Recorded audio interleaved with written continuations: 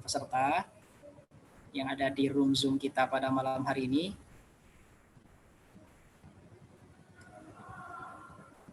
Pak Direktur, gimana, bisa kita mulai sekarang atau kita menunggu beberapa menit lagi, Pak? Menunggu 5 menit lagi aja, Mas. Oke.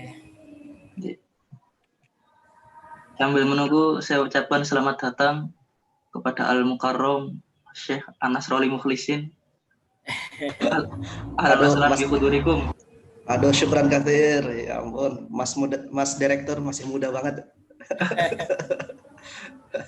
Amin. Oke, selamat datang. Di mana Mas Senata sekarang di mana? Di Sidoarjo, Mas. Di Sidoarjo. Nggih. Ngalah berkah ke Kiai Anas ini. Waduh, salah. Mas Alal ini ya, apa? Al-Amin ya? Dulu. Apa? J, Mas. Gonceng. Iya. Kamu gonceng Dita. Sanku. Satu angkatan sama Mas Rahmat ya? Rahmat siapa? Mas Alal satu angkatan ya sama Rahmat katanya. Rahmat Hidayat ya, Mas? Iya, Rahmat Hidayat. Oh, yang di Jogja. J, satu angkatan. Dari Sumeneb nih. Oke.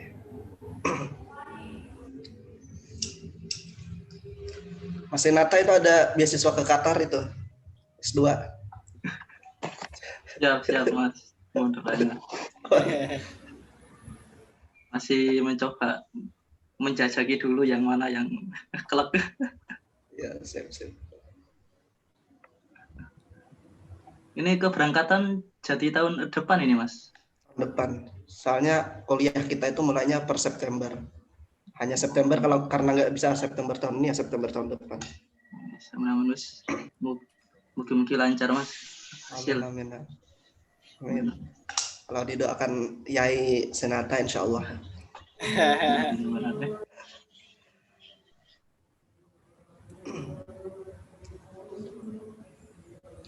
Saya izin ke kamar mandi bentar ya. Siap.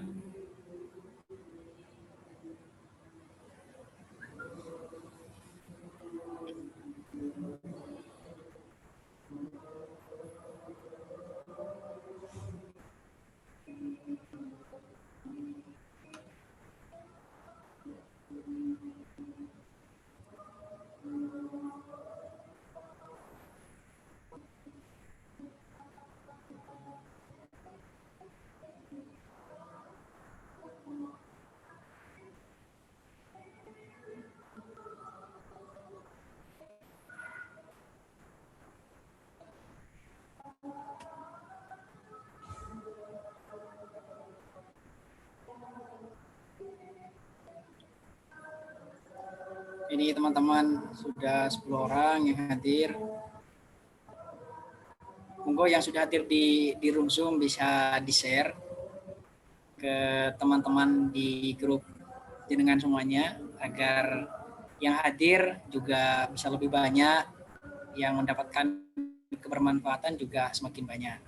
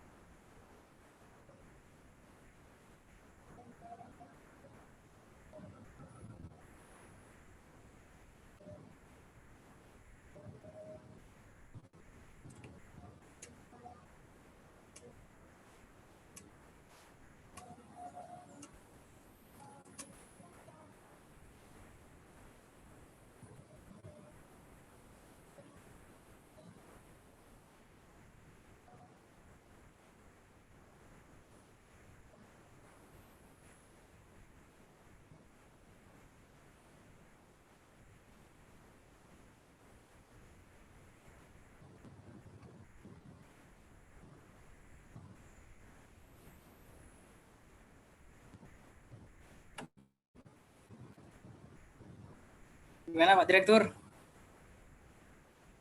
Ya, monggo langsung sudah dimulai. Saya dimulai ya sembari nunggu teman-teman hadir ya. Oke. Oke, bismillahirrahmanirrahim. Saya buka lagi secara resmi. Assalamualaikum warahmatullahi wabarakatuh. Waalaikumsalam Alhamdulillahirrahmanirrahim. warahmatullahi wabarakatuh. Asyhadu an la ilaha illallah wa asyhadu anna muhammadar rasulullah amma ba'd. Yang saya hormati para senior, para sesepuh dari Chris Foundation, dan yang saya hormati Direktur Chris Foundation tahun 2020, Kak Senata Di Prasetya, kemudian yang kami hormati pemateri kita pada malam hari ini, Mas Anas yang telah hadir di tengah-tengah kita semuanya, kemudian para pengurus KRIS tahun 2020, teman-teman partisipan yang pada malam hari ini telah hadir di room Zoom kita. Nah, teman-teman semuanya, pada kesempatan kali ini kajian kita akan membahas tentang Islamic Studies yang lebih spesifik lagi, bagaimana kita berusaha untuk membaca dan mengkaji pemikiran dari salah seorang pengkaji Islam yang pada saat ini stay atau mengajar di salah satu universitas terkemuka di Selandia Baru, yakni Majid Danis Gar. Kalau saya agak salah ya pengucapannya ini, Mas Anas tolong diralat ketika saya salah mengucapkan. Karena jujur teman-teman, Islamic Studies khususnya yang tokoh yang akan kita bahas pada malam hari ini itu asing di telinga saya. Saya belum pernah baca terkait tentang pemikiran-pemikiran beliau, kemudian belum pernah mengenal nama beliau pun juga pada kajian ini, sehingga perlu usaha sedikit ijtihad dalam mencari referensi-referensi yang berkenaan dengan Islamic Studies, yang berkenaan dengan bagaimana perkembangan studi Islam di Akademi Muslim sendiri, dan juga bagaimana pemikiran-pemikiran dari tokoh yang akan kita bahas pada malam hari ini. Nah, sebelum masuk kepada kajian, ingin saya sampaikan dulu terkait tentang CV dari pemateri kita pada malam hari ini. Nama beliau adalah Anas Roli Mukhlisin, tempat tanggal lahir di Angkinang pada tanggal 3 Januari 1996. Kemudian alamat asal Jalan Datu Buaya Amparaya Kabupaten HSS ya, Provinsi Kalimantan Selatan. Kemudian alamat saat ini beliau tinggal di Pondok Pesantren Al-Hakim, Asrama Man 1, Jalan C. Simanjuntak nomor 66, Terban, Gondokusumo, Yogyakarta. Nah, untuk khusus beasiswa yang beliau dapatkan ini, karena beliau juga selain dikenal pengkaji Islam, juga dikenal sebagai seorang yang dapat memotivasi dan memberikan inspirasi untuk meraih beasiswa di luar negeri. Nah, pertama beasiswa PBSB, Program Beasiswa Santri Berprestasi di UIN Sunan Kalijaga, Yogyakarta.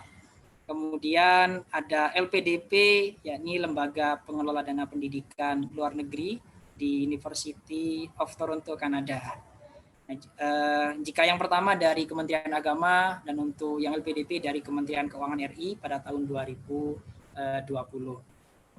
Nah, mungkin ini CV yang telah saya sampaikan, dan tidak usah berlama-lama lagi, karena saya pun juga ingin istifadah al-ilmiah kepada pemateri kita pada malam hari ini, karena pemateri pada kajian ini spesial, karena ini mungkin nanti selain penjabaran terkait materi, mungkin teman-teman juga diberikan motivasi dan inspirasi bagaimana jenengan bisa mendapatkan beasiswa itu. Nah, biar double kajiannya gitu. Mumpung jenengan ada di sini, tak aja untuk kita sharing bersama. Gitu mungkin yang bisa saya sampaikan untuk pendahuluan dari kajian kita. Selanjutnya saya berikan waktu kepada materi Mas Anas. Tafadhal. Oke, syukron Mas Alal. Yang terhormat Mas Direktur, terus apa bacanya, CRS ya? Apa? Chris. Chris, oh, Chris Foundation, Mas Yai Senata, yang terhormat Mas Moderator, Mas Alal. Saya boleh share screen ya teman-teman ya. J. Nah.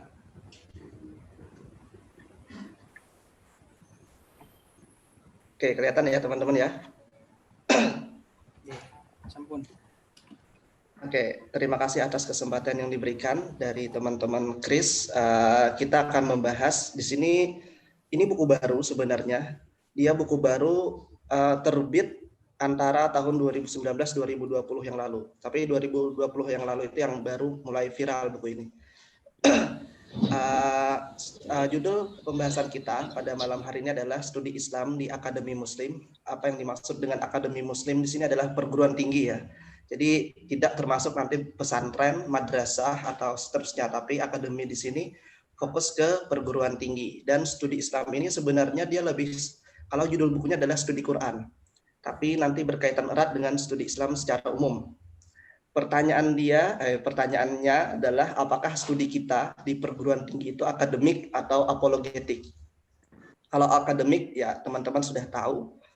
Akademik berarti ilmiah, objektif, berarti penelitian kita itu sesuai dengan fakta, sesuai dengan objek penelitian. Kalau apologetik nanti kita akan bahas. Pertama, terima kasih kepada teman-teman Chris. Nanti juga kita bisa sharing LPDP juga bisa, pokoknya nyantai lah kita lah ya. Pertama saya nyampaikan ini dulu. Nanti kalau ada LPDP ya monggo terserah atau mau yang mana juga. Kalau mau tips tentang beasiswa LPDP atau Oke. Pertama kita pengen mengenal dulu siapa sih orang ini. Karena memang namanya agak asing, saya pun baru mengenal baru beberapa bulan yang lalu. Dia sekarang berada di Freiburg Institute for Advanced Studies di Jerman. Dulu beliau pernah mengajar jadi dosen di Otago, New Zealand. Beliau ini unik. S3-nya beliau ambil di University of Malaya, Religion and Islamic Studies. S1 sama S2-nya beliau selesaikan di negara asal, yaitu di Iran. Masternya dari University Qom. Kajiannya adalah Quran dan Hadis, adapun S1-nya di Quranic Studies College di Teheran. Ini adalah yang samping kanan, paling bawah ini adalah bukunya. Judulnya adalah Studying the Quran in the Muslim Academy. Ini terbit di Oxford dan buku ini baru terbit tapi sudah mendapatkan respon yang banyak di kancah perdebatan diskursus keilmuan. Misalnya buku ini sudah direspon beberapa dosen dan diterbitkan di jurnal Brill. Bahkan rencananya di jurnal Brill itu akan diterbitkan artikel-artikel khusus tentang respon-respon terhadap buku ini. Kenapa buku ini begitu menarik untuk direspon? Nanti kita akan lihat. Dia sangat berani. Penilaiannya sangat berani. Nanti kita akan lihat. Oke. Ini adalah bukti. Ini acara besok. Jadi teman-teman yang hadir di sini nanti mendapatkan gambaran bagaimana sih pandangan Majid Danishgar itu. Ini orangnya ya, orangnya yang samping kanan. Dan besok ada agenda ini, Studying Islam in the Muslim Academy. Ini dilaksanakan di Iran. Academic Access bekerja sama dengan University of Tehran di Iran, membahas sama kayak diskusi kita malam ini, yaitu membahas tentang karya Majid Danishgar. Di sini ada dosen saya, Ibu Lin Ipahnaf Atufina, dosen di S1 dulu di UIN Jogja, sekarang S3 di Chicago. Beliau salah satu yang menulis respon juga terhadap gagasan dari Majid Danishgar ini. Jadi buku ini memang memantik banyak diskusi. Kemarin juga waktu seminar IKSA, Pak Yusuf Rahman juga sempat menyinggung meskipun tidak banyak ya. Nanti mengapa orang-orang pada merespon buku ini? Karena memang menarik. Sekarang kita perhatikan salah satu pandangannya. Pertama, kita perlu mengenal dulu apa yang dia maksud dengan Islamic Apologetics. Karena dia membedakan antara Islamic Studies dengan Islamic Apologetics. Kalau Islamic Studies studi Islam yang berdasarkan prinsip-prinsip penelitian, adapun Islamic Apologetics di sini teman-teman sambil baca bahasa Inggris ya, kita terjemahkan. A set of langsung saja serangkaian dari pendekatan dan praktek ilmiah, praktek penelitian dalam akademi muslim yang secara efektif melindungi atau menghalangi kaum muslimin untuk berpikir kritis terhadap Islam dan Quran. Jadi Islamic apologetic atau apologetika Islam itu adalah pendekatan-pendekatan atau praktek penelitian yang menghalang-halangi orang Islam berpikir kritis tentang Islam dan Quran. Di bagian bukunya yang lain dia juga menyebutkan apa sih Islamic apologetics itu adalah argumen-argumen atau forensic retoris atau perkataan retoris yang substitutes menggantikan metodologi analisis dan penelitian yang kritis digantikan dengan defense, pembelaan of identity, pembelaan terhadap identitas atau ortodoksi. Jadi dalam Islamic apologetics itu adalah argumen di mana penelitian kritis itu tergantikan oleh pembelaan terhadap identitas diri atau kelompok atau pembelaan terhadap ortodoksi. Islamic apologetics juga merujuk kepada a set of defensive strategies, serangkaian strategi defensif pembelaan diri to preserve untuk memelihara dan mempromosikan ajaran agama melalui wacana ilmiah. Jadi penelitian atau studi Islam yang diinginkan harusnya itu objektif, dalam tanda kutip dalam pandangan si Majid ini harusnya objektif, tapi malah digunakan sebagai strategi defensif untuk menyebarluaskan ajaran agama. Jadi kayak berdakwah itu malah. Tapi menggunakan scholarly discourse, menggunakan wacana-wacana ilmiah. Jadi di sini Majid itu sepakat dengan Aaron Hooks ini yang mengatakan kajian Islam di perguruan tinggi kita, ya entah itu Indonesia, Malaysia, Timur Tengah, itu bersifat theological in orientation, orientasinya bersifat teologis, manipulative in its use of sources, bersifat manipulatif dalam penggunaan sumber, dan distortif, ada distorsi dalam conclusion.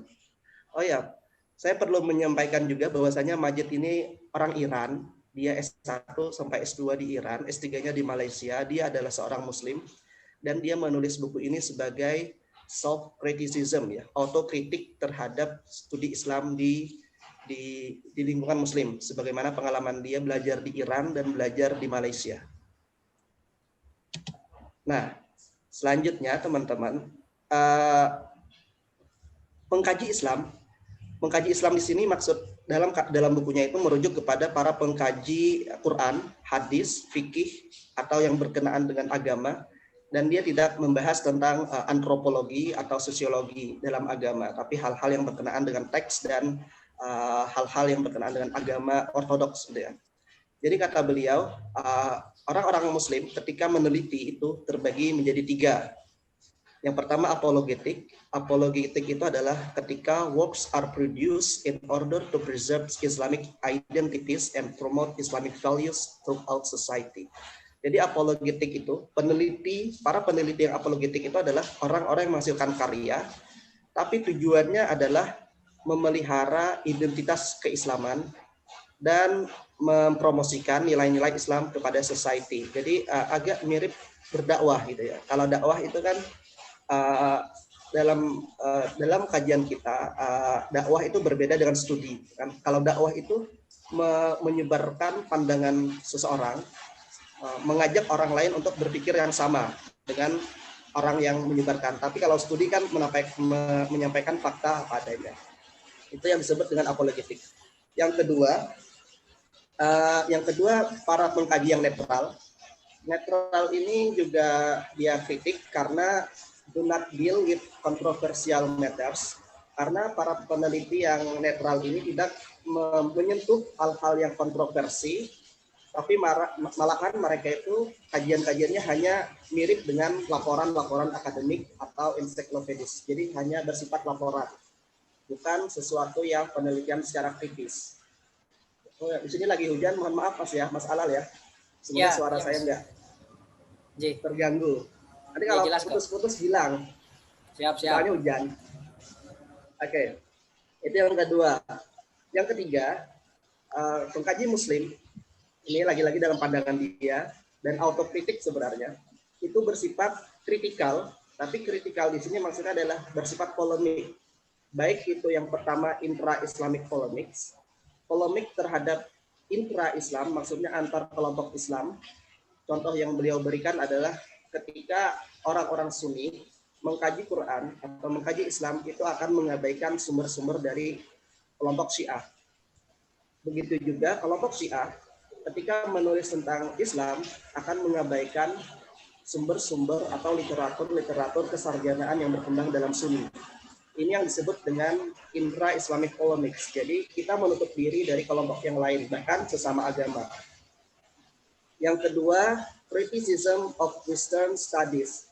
Yang kedua, melakukan kritik, tapi kritik di sini dalam artian polemik terhadap kajian-kajian sarjana barat. Nanti kita akan lihat bagaimana hal ini dia elaborasikan. Nah, jadi ini menarik sebenarnya, tulisan-tulisan beliau ini menarik untuk kita renungkan saja sebenarnya, untuk renungkan dan mungkin melihat apakah kajian kita itu sudah studi atau masih apologetik. Dan ciri-ciri kajian yang apologetik, kata Majid, itu bersifat sektarian ya, teman-teman tahu lah ya, sektarian itu bahasa Indonesia ilmiah sudah. Contohnya di sini misalnya being religiously or politically Sunni or Shi'i bla bla bla affects the way Islam is held in Muslim academic context. Jadi apakah kita itu secara agama atau secara politik itu Sunni atau Syiah, atau kita mengikuti orang Arab atau mengikuti orang Persia, ternyata pilihan sekte tadi itu mempengaruhi cara bagaimana Islam diajarkan di perguruan tinggi Muslim. Jadi ini berdasarkan pengalaman dia, karena dia orang Iran, dia mengatakan bahwa para tokoh-tokoh Sunni, misalnya dari Indonesia itu beliau sebutkan Hamzah Pansuri. Sebenarnya karya Hamzah Pansuri yang berjudul Tarjuman Mustafid itu sudah diterjemahkan ke dalam bahasa Persia, tapi karya ini tidak masuk ke pembahasan atau ke dalam kurikulum di universitas-universitas di Teheran atau di Iran. Jadi ternyata apakah kita itu berideologi Sunni atau Syiah, ternyata itu mempengaruhi cara kita memilih sumber yang akan kita kaji. Begitu juga di Malaysia, kata dia. Di Malaysia itu tidak akan atau sulit sekali menemukan sumber-sumber yang berbeda dengan mazhab resmi Malaysia. Karena kan di Malaysia itu pada tahun 1996 ada deklarasi peraturan bahwa siapa yang menyebarkan pamflet, buku, dokumentasi, film, video yang bertentangan dengan mazhab negara yaitu Ahlus Sunnah wal Jamaah maka bisa dipenjara. Nah itu di Malaysia, makanya di Malaysia itu dia kan S3-nya di Malaysia. Jadi sumber-sumber Syiah itu tidak akan sulit sekali ditemukan. Nah dalam konteks ini dia beberapa kali memuji Indonesia dalam beberapa hal, karena di Indonesia ini tokoh-tokoh Persia itu dikaji ya, mungkin di kampus-kampus kita, misalnya kayak Syed Hussein Nasr atau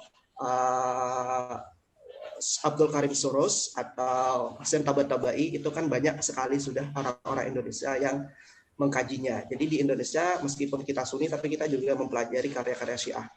Nah, di sini Indonesia dipuji. Misalnya Mizan itu menerbitkan beberapa karya yang berorientasi Persia sama Roshan Fikir. Roshan Fikir itu di Jogja. Tapi kalau di negara lain, kata dia, di Arab Saudi itu sangat mustahil sekali karya-karya orang Persia itu dipelajari. Itu di Arab Saudi. Itu yang pertama.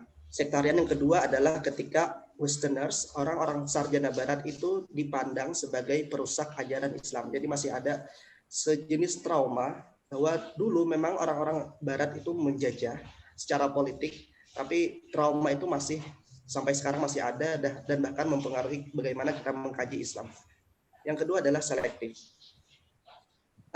Selektif itu contohnya, kata dia, none of them, tidak ada dari para sarjana Muslim itu has produced any study of the topics that are likely to prove controversial. Tidak menghasilkan studi terkait topik-topik yang kontroversi. Itu sangat sulit. Contoh. Di Indonesia kita mengenal misalnya Pak Mun'im Siri. Dia tulisan-tulisan beliau memang kontroversi karena mengkaji tentang kajian revisionis. Beliau pernah cerita itu ketika datang ke UIN Jogja. Beliau pernah nulis buku, terus dikirim ke penerbit. Ternyata ada beberapa bagian dari bukunya itu yang dikurangi, gitu. Karena itu akan merusak akan berbeda sekali dengan pandangan mainstream umat Islam. Nah, jadi karena kayak gitu, orang-orang sarjana di lingkungan kita tidak menghasilkan karya-karya yang kontroversi. Instead, produce neutral works, malahan lebih suka menulis karya-karya yang netral, dealing with safe, yang aman, gitu ya, karya-karya yang aman, atau approved topics, atau topik-topik yang diakui, cari aman, gitu. Nah, karena kayak gitu, akhirnya sarjanawan Muslim itu dianggap cari aman, tidak menulis topik-topik yang kontroversi. Bahkan the majority of their works were informative dan critical. Bahkan sebagian besar dari karya-karya sarjana Muslim ini itu hanya bersifat informatif, hanya memberikan informasi-informasi daripada bersifat kritis. Ya. Berbeda sekali dengan karya-karya orang Muslim tapi yang studi di universitas di Barat. Contohnya Shahab Ahmad, misalnya Shahab Ahmad itu menulis judulnya bukunya adalah Before Orthodoxy. Itu menulis tentang bagaimana ayat-ayat setan itu terjadi pada masa Rasulullah. Mungkin teman-teman pernah mengenal cerita ayat-ayat setan. Itu kalau di lingkungan Muslim mungkin kayaknya agak sulit menulis buku itu karena mungkin tekanan-tekanan sosial, tapi dia bisa menulis itu.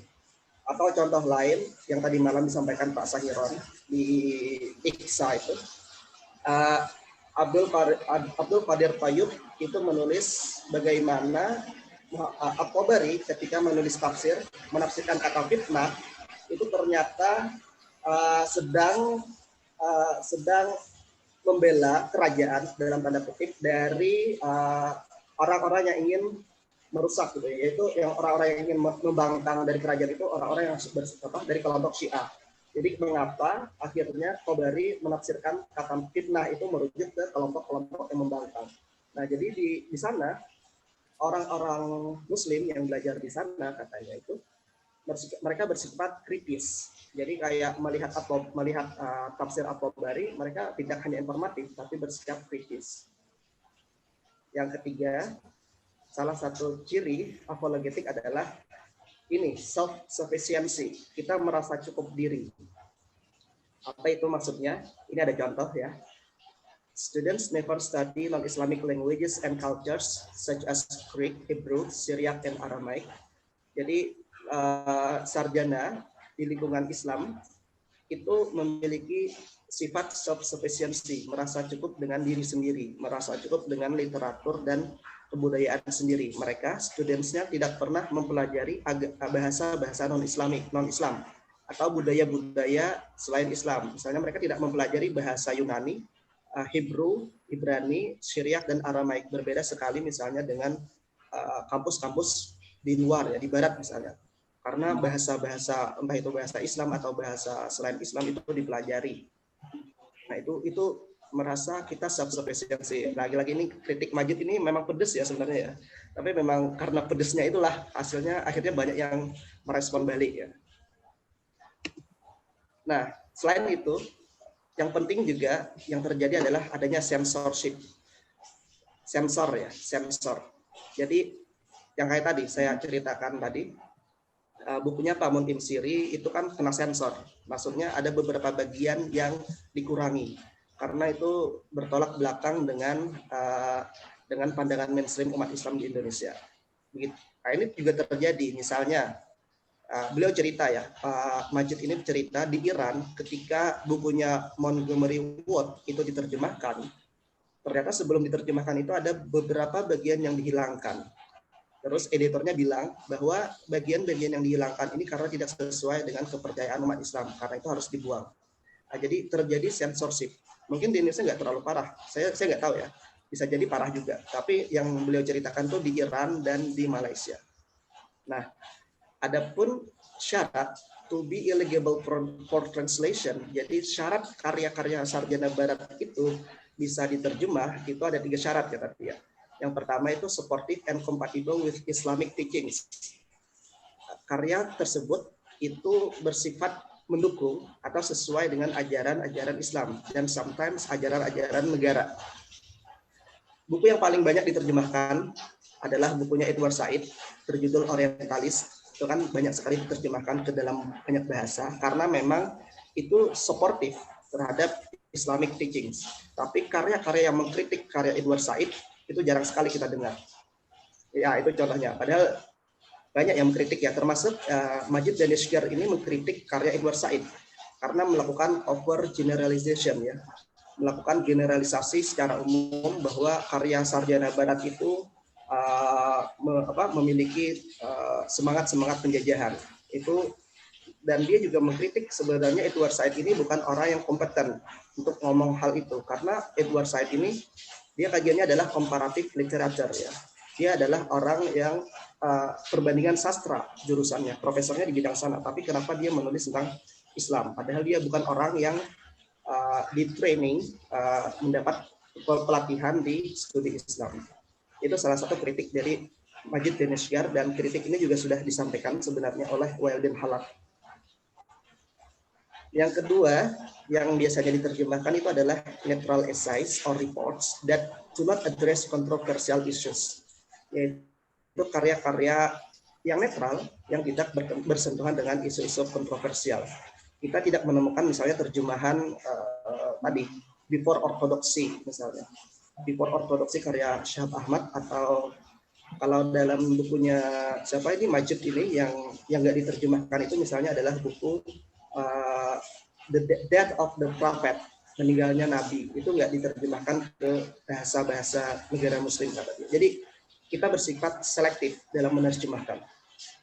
Terus yang diterjemahkan ketiga adalah ketika karya itu critical or anti-orientalis, bersikap mengkritik atau anti-orientalis yang menggambarkan bahwa ketidaktahuan sarjana Barat terhadap kebahabesaran peradaban Islam. Ya, mirip kayak nomor 1 tadi. Jadi yang diterjemahkan itu juga bersifat sangat selektif, tidak semua. Nah, kemudian Majid setelah membahas konflik Sunni dan Syiah dan pengaruhnya dalam studi Islam, beliau juga menggambarkan bahwa sarjana Barat itu di lingkungan Muslim itu masih dipandang dengan kacamata politik ya. Misalnya teman-teman bisa lihat di sini, ini ada ensiklopedia tokoh orientalis. Itu buku terjemahan sebenarnya, terjemahan dari Mausu'ah al-Mustasyrikin yang diterbitkan di Elpis. Kalau kita sekilas melihat covernya, sampulnya, ini menggambarkan bahwa orientalis itu jahat. Ya. Orientalis itu jahat. Bahkan ini disebutkan dalam bukunya Majid ya. Orientalis itu dianggap seperti monster. Nah, jadi anggapan atau asumsi orang-orang Muslim ketika ingin mengkaji Islam secara ilmiah itu masih dibayang-bayangi gambaran orientalis sebagai orang yang jahat. Ini yang pertama, ini terbitan di Indonesia. Ini buku gambar ini dicantumkan dalam bukunya Majid. Gambar selanjutnya ini terbitan Malaysia, The Sublime Quran and Orientalism. Kalau kita lihat covernya itu ada Quran, terus segala sampingnya itu ada panah ya. Jadi seakan-akan kesan yang ingin dibangun adalah orientalis itu menyerang Al-Quran. Nah, ini adalah kesan atau asumsi orang-orang Islam di perguruan tingginya masing-masing terhadap orientalis. Bahkan di sini Majid juga mengatakan, they are not called researchers bahitun, but rather orientalis mustasyrikun. Bahkan para sarjana Barat ini tidak disebut sebagai peneliti, bukan bahitun, tapi orientalis, mustasyrikun. Kalau kita buka karya-karya Arab, sarjana Barat itu disebut dengan mustasyrikun. Dan di Indonesia sendiri masih banyak yang menyebut orientalis. Bahkan di kampus saya, di UIN Jogja, beberapa dosen masih suka menyebut sarjana Barat itu dengan kata orientalis. Padahal kata orientalis ini memiliki konotasi yang negatif sejak serangan dari Edward Said. Kalau saya sendiri lebih suka menyebut dengan sarjana Barat karena lebih netral. Nah, Selanjutnya, tulisan dari Majid juga, in Muslim academic context, the wisdom scholar of the Quran is often viewed through the lens of politics rather than science and might be a reminder of Zionism, occupation, and exploitation. Dalam konteks akademi Muslim, sarjana Barat mengkaji Al-Quran itu seringkali dilihat dengan kacamata politik daripada kacamata keilmuan, dan seringkali dianggap sebagai pengingat tentang Zionisme, penjajahan, dan eksploitasi. Jadi sarjanawan Barat, peneliti Barat yang kata Majid sebenarnya mereka lebih didorong oleh academic interest, mereka tidak dilihat sebagai dengan kacamata akademik, tapi dilihat dari kacamata politik, yaitu orang-orang yang ya konspirasi gitu ya, yang ingin menyerang atau meruntuhkan negara Islam kayak gitu. Nah, ini pandangan dia ya. Nah, terus Islamic apologetics itu kata dia, ini di bagian-bagian akhir bukunya, propagating and defending Islamic teachings rather than studying and analyzing those of modern Quranic studies. Jadi studi apologetik itu dia mempropagandakan dan membela ajaran-ajaran Islam daripada mempelajarinya dan menganalisanya dalam konteks apa adanya gitu ya. Jadi ada defense-nya. It says the religion only through the lens of theology. Jadi kajian apologetik tadi melihat agama itu hanya dengan lensa kacamata teologi, atau makes reference to only a limited number of scholars, hanya merujuk ke sarjana yang sangat terbatas jumlahnya, dan menggunakan pendekatan yang deskriptif dan apologetik. Muslim scholars, kata dia, sarjanawan Muslim itu suka atau senang untuk menjauhi karya-karya yang dihasilkan oleh Joseph Sachs. Mungkin teman-teman tahu teorinya Joseph Sachs itu memang, teori Joseph Sachs itu projecting back sama common link yang kajian hadis, mungkin teman-teman tahu. Nah, itu kan bisa merusak keyakinan terhadap hadis ya, kalau misalnya tidak. Tapi ya ini juga teori ini juga dibantah.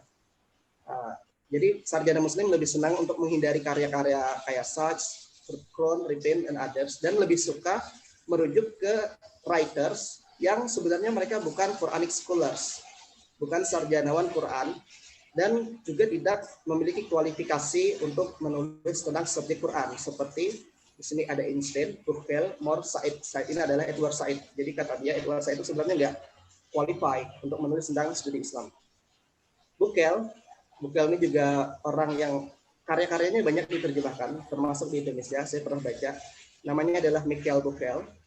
Dia adalah saintis. Dia menulis buku yang membandingkan antara Bible dengan Quran dan kesesuaiannya dengan sains modern.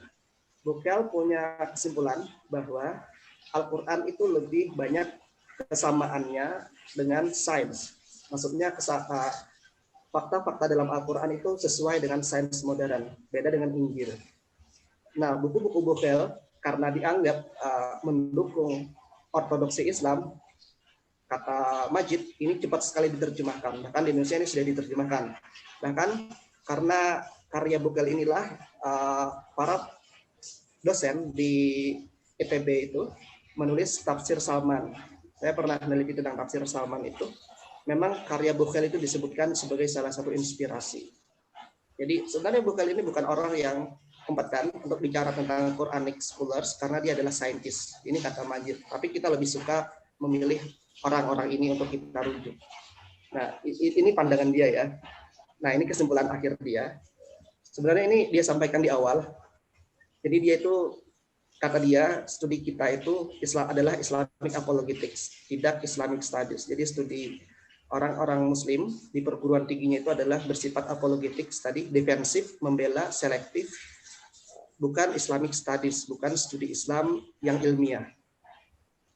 Dan kalau kita baca teman-teman kata pengantar buku ini, dia itu sampai memilih-milih istilah yang cocok. Dia pernah ingin menggunakan istilah Islamic Knee Studies, Islamic Normativity atau Islamic Defensive, tapi kata dia secara retoris itu nggak kuat, lebih kuat Islamic Apologetics. Dan dia memang sengaja menulis buku ini, memang sangat memprovokasi sebenarnya. Bukunya sangat memprovokasi. Memang dia sengaja karena dia melakukan autokritik katanya. Dan di bagian akhir bukunya ternyata Islamic Apologetics itu everywhere katanya. Kata dia, ada di mana-mana Islamic Apologetics itu. Tidak hanya di negara muslim, bahkan di negara barat itu ada kejadian. Jadi suatu ketika dia ngajar di kelas di New Zealand, dia ngajar tentang topik yang kontroversial. Kemudian di kelas itu ada seorang muslimah, dan muslimah ini nggak setuju dengan pandangannya Majid. Kemudian muslimah ini menghubungi organisasi Islam yang ada di New Zealand. Kemudian salah satu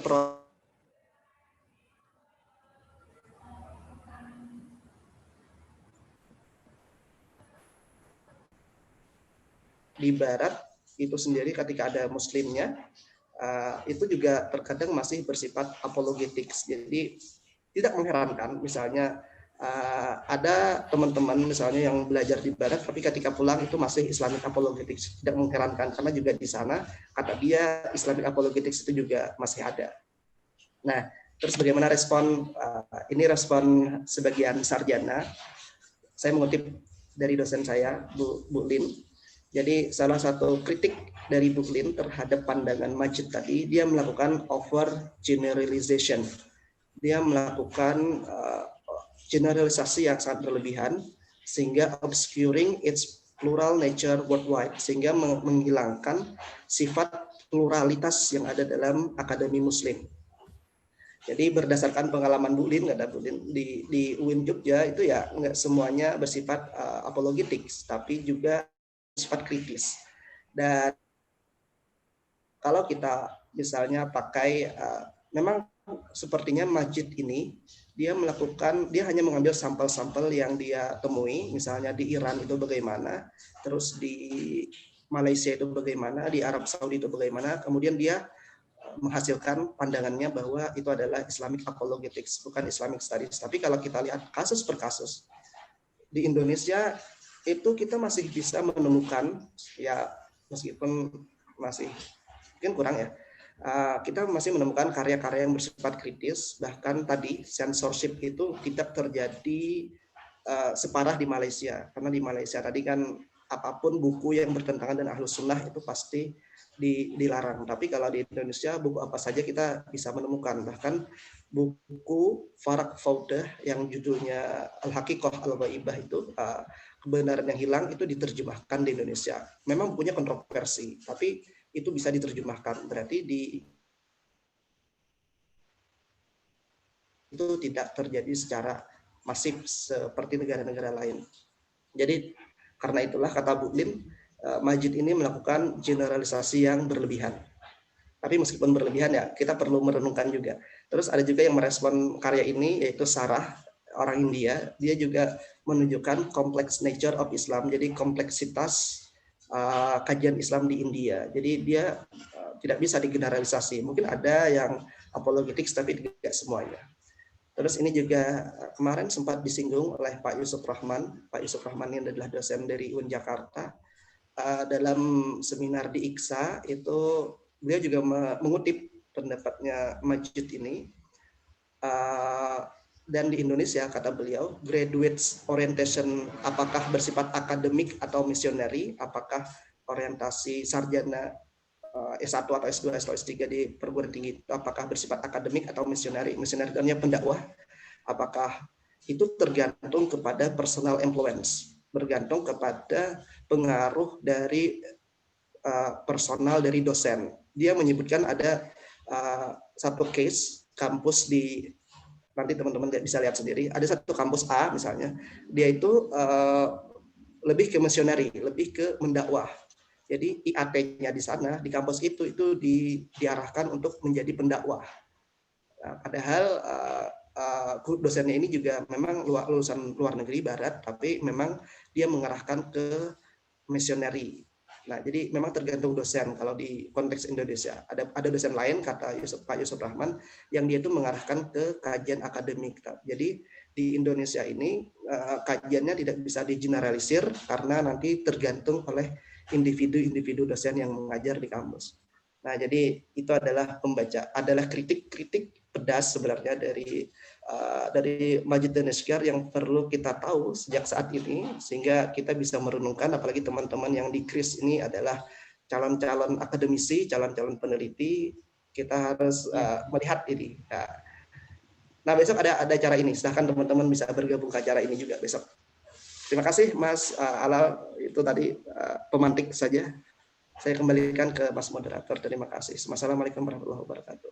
Waalaikumsalam warahmatullahi wabarakatuh. Kami sampaikan terima kasih atas pembahasan dan penjelasan dari Mas Anas terkait pembacaan pemikiran dari Majid dan Asgar, khususnya tentang Islamic Apologetic. Ini satu yang sangat baru mungkin bagi teman-teman yang hadir pada kesempatan kali ini, Mas. Dan saya tuh juga baca buku yang jenengan sampaikan tadi. Nah, itu di pembukaannya itu yang mungkin ini saya tanyakan terlebih dahulu sebelum nanti saya persilakan kepada teman-teman semuanya untuk bertanya di room chat. Monggo bisa dimulai dari sekarang. Tapi sebelum teman-teman bertanya, saya ingin buka pertanyaan dari saya pribadi dulu, Mas. Yang perihal buku yang jenengan bahas tadi. Nah, itu saya mikirnya seperti ini, Mas, bahwa ada pendekatan secara historis tentang Islamic Studies itu, di mana ada yang apologi, kemudian yang polemik seperti yang jenengan sampaikan tadi. Nah, kemudian hadir lagi pendekatan baru, yakni yang sifatnya lebih akademik. Nah, pertanyaan saya mungkin apakah ketiga pendekatan tadi itu bisa kita petakan sebagai sumbu moderasi gitu loh, Mas. Sehingga kalau yang apologetik cenderung ke yang kanan atau yang polemik cenderung yang kiri mungkin, karena hadir pendekatan yang ketiga untuk menengahi antara kedua pendekatan tadi, yakni yang sifatnya lebih akademik, sehingga mungkin bisa lebih objektif atau lebih tepat sasaran, lebih kritis terhadap studi Islam. Nah, mungkin itu dulu, Mas, dari pembuka pertanyaan ini. Monggo pada teman-teman semuanya yang ingin bertanya kepada Mas Anas bisa lewat room chat dari sekarang. Saya persilakan kepada Mas Anas. Terima kasih Mas Alal. Memang kalau di Indonesia sendiri, kalau menurut Majid tadi mungkin lebih bagus daripada di Malaysia, karena di Malaysia itu tadi buku-buku yang berbeda dengan pandangan mazhab negara. Mazhab negaranya adalah Ahlus Sunnah wal Jamaah, maka buku itu dilarang. Tapi kalau di Indonesia, kita jadi Majid itu beberapa kali memuji Indonesia. Selain tentang buku, Majid juga memuji di Indonesia ini perempuan itu punya panggung gitu ya. Jadi dia ketika datang ke Indonesia, cerita dia datang ke Indonesia ikut suatu acara, ternyata yang baca Quran adalah perempuan. Dia kaget katanya, karena itu tidak akan ditemukan di Iran, di negara asalnya itu tidak ditemukan, bahkan di Arab Saudi juga tidak ditemukan. Jadi dalam beberapa hal dia memuji Indonesia karena Indonesia sedikit lebih bagus daripada negara-negara yang lain. Nah, karena memang dan di Indonesia juga pendekatan itu beragam. Tadi ada yang bersifat ke kanan ya, yang ke dakwah, mungkin ada yang bersifat ke kiri, ada yang mencoba moderasi, ambil jalan tengah. Memang agak sulit juga sebenarnya karena mesti terjadi perdebatan apa tujuan, apa objection, apa tujuan, apa goal dari adanya misalnya jurusan IAT atau ilmu hadis, apakah orientasinya menjadi mufassir atau peneliti atau menggabungkan keduanya. Nah, yang saya lihat yang ambil jalan tengah adalah menggabungkan keduanya. Jadi mengambil dari barat mengambil dari barat maksudnya menjadikan seorang mahasiswa itu menjadi peneliti, tapi juga berkiblat ke Al-Azhar. Berkiblat ke Al-Azhar dalam catatan ingin menghasilkan mahasiswa yang bisa menafsirkan.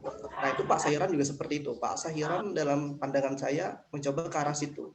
Jadi peneliti itu dihasilkan Pak Sahiran, tapi dalam aspek yang lain dengan pendekatan komakza, makna komakza itu penafsirannya, jadi mahasiswa itu bisa menafsirkan. Jadi kalau Pak Sahiran itu kayaknya kombinasi antara yang berpacu ke barat dan berpacu ke timur.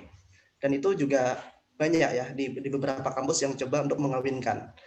Nah, jadi itu memang jalan tengah untuk yang diambil oleh beberapa pihak ya. Tapi bagi orang-orang yang pengen penelitian murni, yang pengen studi murni, maka idealnya adalah jadi peneliti. Nah itu jadi beda mazhab lah, beda mazhab macam-macam gitu masalah. Ya. Oke. Ini ada pertanyaan juga Mas dari teman-teman di room chat. Saya bacakan dulu, ada yang masuk masih 3 pertanyaan. Pertanyaan pertama dari Isfahani Aziz. Berdasarkan paparan yang telah disampaikan bahwa Islam apologetik bersifat defensif, tertutup kepada sumber referensi yang tidak pseudoologi, dan membatasi orang dari sifat kritis. Pertanyaannya, apakah hakikat sebenarnya dari studi Islam itu harus mencari celah dalam nas Al-Quran ataupun hadis dan mengkritisinya dengan penelitian ilmiah yang bersifat objektif? Itu mungkin dulu Mas, kita bahas satu persatu. Terima kasih Aziz dari Lampung. Apakah hakikat dari studi Islam? Jadi berbicara dalam konteks perguruan tinggi ya, beda dengan di pesantren sama di madrasah. Kalau di pesantren kita mengkaji Islam itu untuk tujuan agama kan. Kita tujuannya adalah agama, mendekatkan diri kepada Allah. Ya, teman-teman yang di sini adalah alumni pesantren, apalagi Mas Direkturnya adalah orang yang sangat soleh. Jadi tujuan kalau kita belajar di pesantren itu adalah untuk agama kan, untuk limardhatillah. Nah, tapi untuk kasus perguruan tinggi agak sedikit berbeda, karena di perguruan tinggi itu tujuannya bukan untuk menambah keyakinan, keimanan, tapi meneliti secara apa adanya gitu ya, secara realita. Jadi kalau ada yang salah ya itu disebut salah, kalau ada yang benar ya disebut benar. Nah, itu ada sedikit perbedaan dengan kajian di perguruan tinggi. Makanya di perguruan tinggi itu studi itu studi yang ilmiah sebenarnya ya, yang objektif, yang tujuannya adalah objektif kan. Terus apakah harus mengkritisi Al-Quran? Enggak harus ya, enggak. Jadi studi sama mengkritik itu mungkin agak ada 2 hal yang berbeda, karena studi itu secara umum salah satu bagiannya adalah kritis, ada juga yang pendekatan lain, misalnya pendekatan komparatif atau pendekatan kalau dalam tafsir ada pendekatan tematik atau pendekatan ya tafsir nuzuli, itu bisa juga kayak mungkin minggu lalu dibahas. Jadi tidak harus mencari celah dalam teks Al-Quran lalu mengkritisinya. Jadi studi itu luas, jadi tergantung objek kajian. Kalau objek kajiannya Al-Quran memang agak sedikit sulit sih kalau objek kajiannya Al-Quran. Kalau saya lebih suka mengkaji penafsir, lebih aman. Saya cari yang netral-netral tadi aja, belum berani.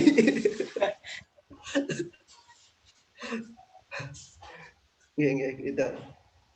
Oke, saya kasih ingin beri komentar sebentar Mas. Monggo yang lain berkomentar aja, jangan saya dong ya.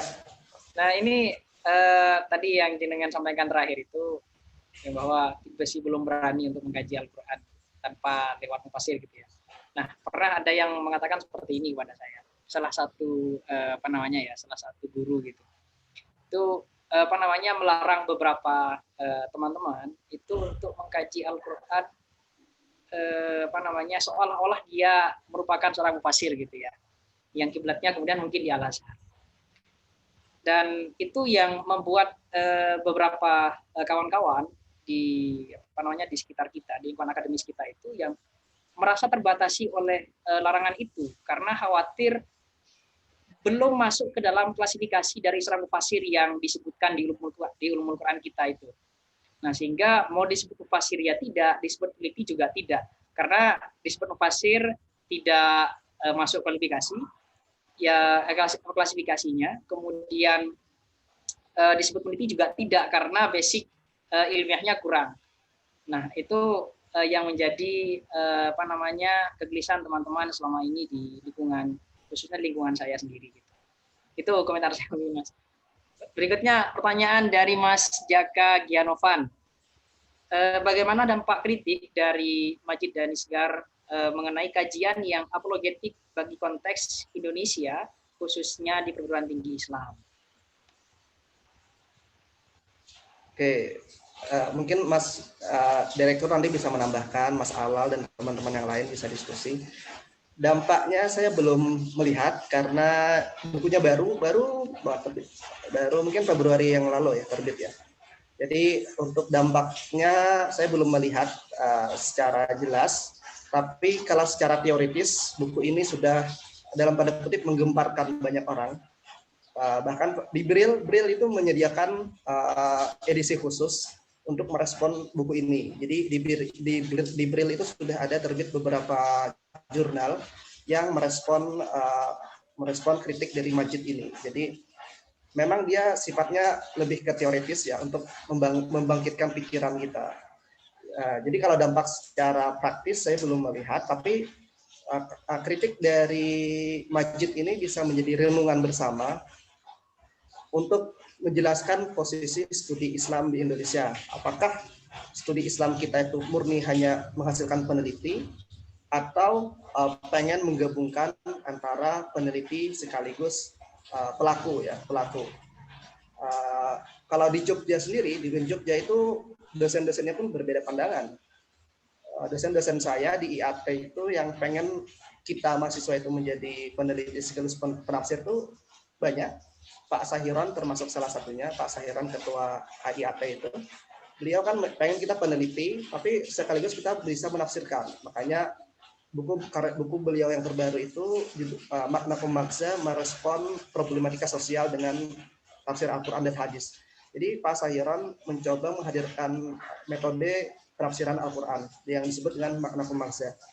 Jadi Pak Sahiron itu mungkin di kampus lain juga ya. Jadi di kita itu kita kebanyakan diri kita itu adalah ambil jalan tengah, yaitu menjadi peneliti seperti yang dikritik yang diinginkan oleh Majid tadi, tapi sekaligus menjadi penafsir. Nah, itu ambiguitasnya di sana. Mana tujuan kita? Kalau di Barat jelas, kalau di Barat itu tujuannya adalah menjadi peneliti murni. Apapun agama Anda, kalau Anda sudah meneliti, ya udah objektif. Tapi kalau di Timur Tengah itu menghasilkan penafsir. Kalau di Indonesia itu dua-duanya. Gitu. Unik ya Indonesia ya. Kalau di Malaysia ya enggak kayaknya kalau Malaysia. Itu tambahan dari Mas Direktur, Mas Alal dan teman-teman yang lain. Oke, ini Mas Direktur sebenarnya juga ingin menyampaikan sesuatu, tapi bentar dulu Pak Direktur. Kita selesaikan dulu pertanyaannya ya. Nah, mungkin teman-teman, seperti yang disampaikan oleh Mas Anas tadi,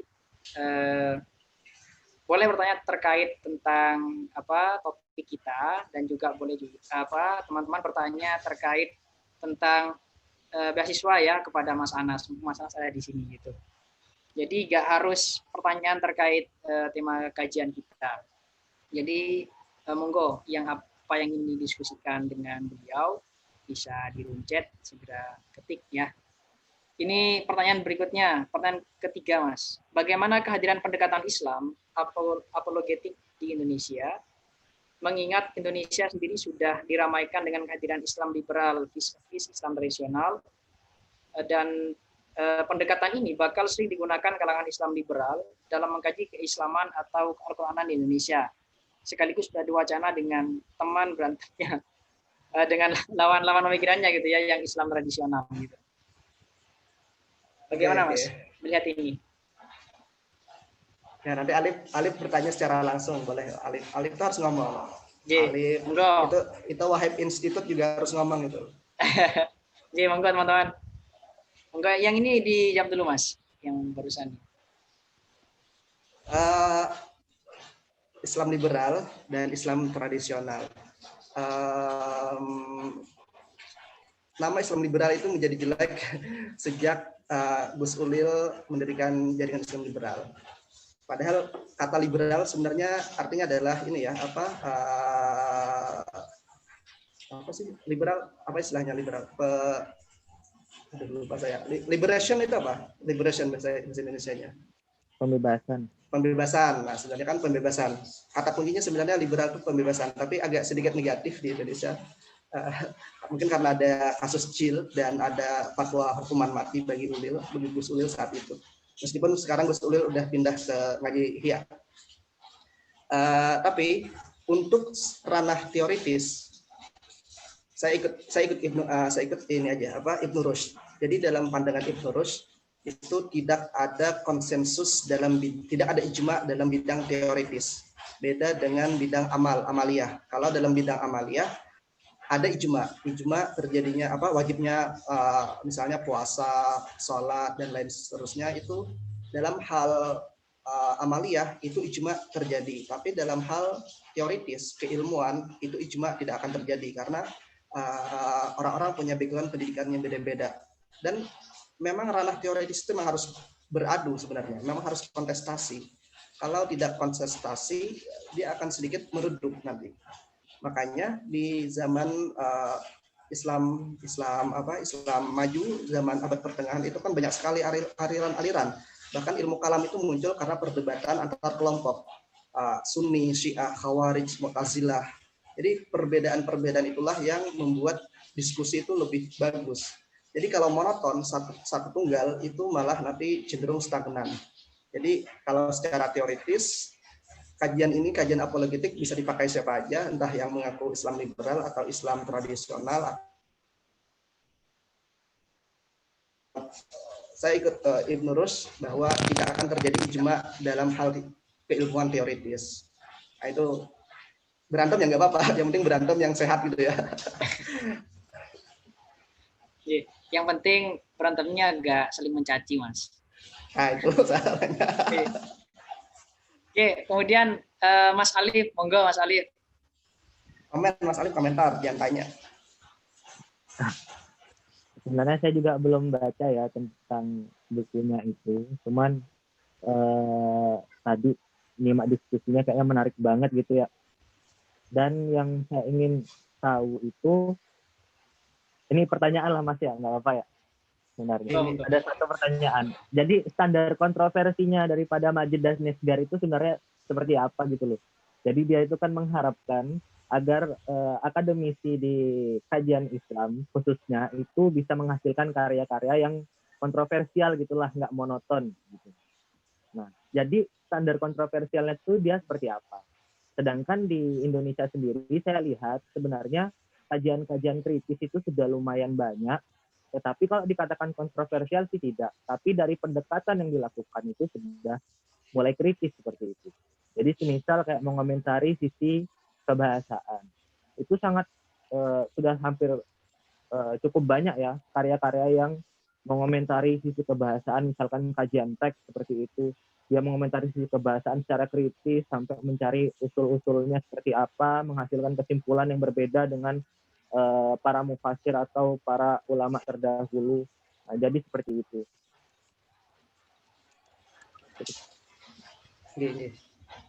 Saya tangkap pertanyaannya. Standar kontroversi, kalau yang saya baca dari bukunya beliau itu, beberapa contoh yang dia sebutkan itu kontroversi terkait Muslim awal, sejarah Islam awal.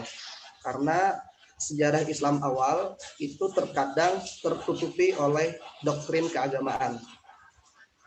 Ambil kasus, beliau yang sering contohkan adalah ini ya, Islam awal. Karena kalau Islam sekarang kan mungkin bisa dilihat langsung atau dikaji secara sosiologi antropologi, tapi kalau kajian Islam awal itu terkadang masih bercampur dengan doktrin-doktrin keagamaan. Fakta bercampur dengan dogma. Ambil satu kasus, contoh. Pandangan bahwa para sahabat itu adil, itu fakta realita atau doktrin keagamaan. Kan dalam hadis kita kalau sudah sampai kepada sahabat, kan misalnya kita meneliti rawi kan, riwayat dari misalnya dari Al-Bukhari sampai masa Rasul, ketika sudah sampai masa sahabat, era sahabat, jalur sahabat, itu kita punya pandangan bahwa ulus sahabat adil kan gitu. Setiap sahabat itu bersifat adil, dengan otomatis riwayatnya harus diterima. Nah, konsep adilnya sahabat ini, fakta realita di lapangan, semua sahabat itu berlaku benar, atau itu sebenarnya doktrin keagamaan. Nah, itu salah satu pertanyaan ya. Kalau dilihat sebenarnya, kalau memang sahabat ada yang melakukan kesalahan, sahabat ada yang melakukan kesalahan dalam melakukan periwayatan hadis. Periwayatan hadis, misalnya apa ya, kemarin saya pernah dicontohkan oleh dosen, tapi saya lupa. Jadi sahabat juga pernah melakukan kesalahan. Tapi kalau dengan konsep adalah tadi, maka mungkin kita tidak akan meneliti sahabat lagi. Contoh lain memang Islam awal yang sangat kontroversi ya.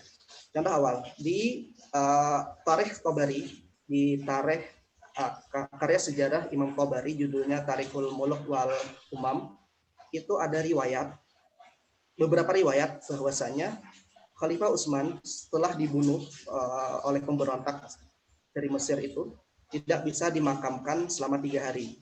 Dan ketika ingin dimakamkan di Baqi itu adalah kuburan pemakamannya kaum muslimin. Tiba-tiba datang sekelompok orang Ansar yang melarang Khalifah Utsman dikuburkan di Baqi, tapi disuruh dikuburkan di Hishkaukab. Hishkaukab itu adalah pekuburannya Yahudi. Nah, jadi Khalifah Umar saat itu masih konflik, dikuburkan di Hishkaukab. Dan ketika masa Umayyah, Hishkaukab baru dijadikan sebagai pekuburan Muslim. Ini rekaman ini ada dalam Tarikh Tabari. Saya bisa menampilkan, nanti mungkin saya bisa menampilkan nanti kalau nanti ada yang komentar, ada yang berkomentar dulu ya, saya sambil mencari referensinya nanti saya tampilkan. Jadi Islam awal itu sebenarnya tidak alami apa ya, kalau kita baca sejarah dari guru-guru kita kan mungkin Islam awal itu masa Khulafaur Rasyidun apa bla bla bla, tapi ternyata ada fakta beberapa riwayat memang bahwa Khalifah Utsman itu bukan dikuburkan di kuburan Muslim. Itu di Tarikh Tabari, meskipun mungkin ada yang mengkritik sejarah ini, tapi bukti bahwa ini masuk ke Tarikhnya Tabari itu mencerminkan bahwa para Muslim terdahulu itu punya anggapan bahwasanya memang Khalifah Utsman dikuburkan di bukan kuburan Muslim. Mengapa itu terjadi? Karena konflik politik dan konflik keagamaan. Ternyata kebijakan Utsman untuk mengkodifikasi standar resmi Mushaf Utsmani itu ternyata menimbulkan permusuhan dari sebagian sahabat. Akhirnya sebagian sahabat tidak suka sama Utsman karena Utsman dianggap mengambil itu sebenarnya bukan wewenang Utsman untuk melakukan standar mushaf. Nah, jadi Islam awal sebenarnya yang ingin dituju oleh Majid dan Asghar, karena Islam awal itu masih antara fakta sama dogma itu masih simpang siur. Termasuk Pak Munim Siri kan, Pak Munim Siri menulis kontroversi kan juga tentang polemik Islam awal, kajian profesionisnya. Jadi mungkin itu Mas Alif, nanti Mas Alif bisa baca bukunya lebih banyak juga itu. Oke, makasih. Iya. Ya, mungkin Mas Alif ada yang ingin sampaikan lagi kepada penjelasan dari Mas Anas atau cukup? Ya sih, sebenarnya ada sedikit. Jadi menyinggung ke ranah praktis saja ya. Jadi kayak apa yang dikatakan oleh Majid dan Asghar itu, meskipun juga banyak menuai respon, bagi saya itu adalah hal yang sangat baik begitu loh. Jadi itu akan memajukan kualitas daripada hasil karya-karya ilmiah yang ada di kalangan sarjanawan Muslim, khususnya di Indonesia seperti itu. Nah, apalagi kalau kita bisa memahami kekurangan kita, kenapa kita kok mengalami keterlambatan untuk menuju kepada kajian kritis seperti itu. Ada beberapa hal yang mungkin saya tangkap, seperti misalkan kayak kemarin, tadi malam saya kajiannya Pak Jalil, salah satu dosen saya di UIN.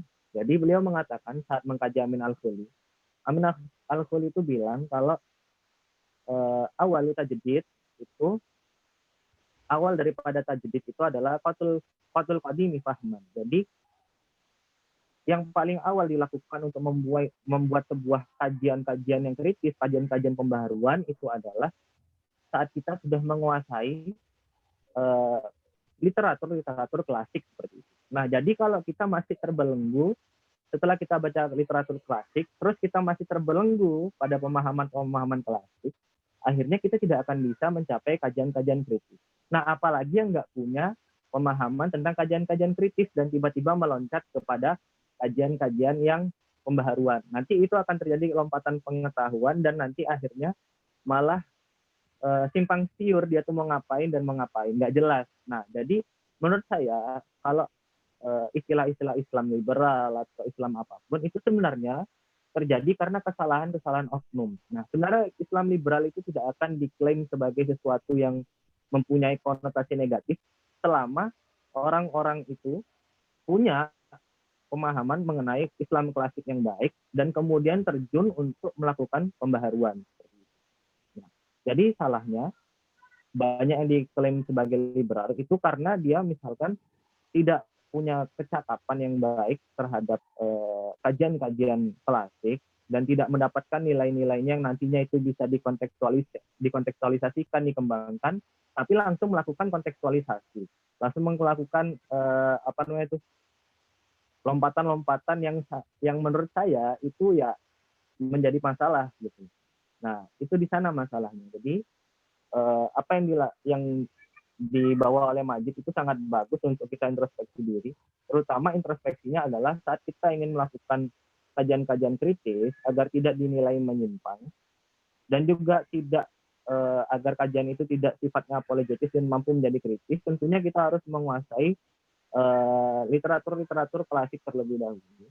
Baru kemudian kita mendapatkan nilai-nilai yang ada di dalamnya, kemudian kita melakukan kontekstualisasi yang bisa menjawab wacana-wacana diskursus yang ada di masa sekarang seperti itu. Itu saja sih komentar dari saya. Terima kasih. Oke, terima kasih Mas Alif. Ini juga ada yang ingin berkomentar, Mas Anas dari Mas Fadil. Ya, salam semua. Mungkin langsung saja ya. Kalau dari saya sepakat sih sama yang disampaikan sama Mas Alif tadi terkait mesti selesai dulu kajian kelas modernisnya mungkin begitu ya. Tapi kalau boleh menambahkan juga sederhananya karya Majid ini menyadarkan kita bahwa pengkaji Islam di Indonesia ataupun di global itu masih terkesan atau masih terlihat banyak standar gandanya mungkin. Misalkan begini, katakanlah dalam sebuah isu yang sedang dibahas, Islam diposisikan sebagai pihak yang benar, maka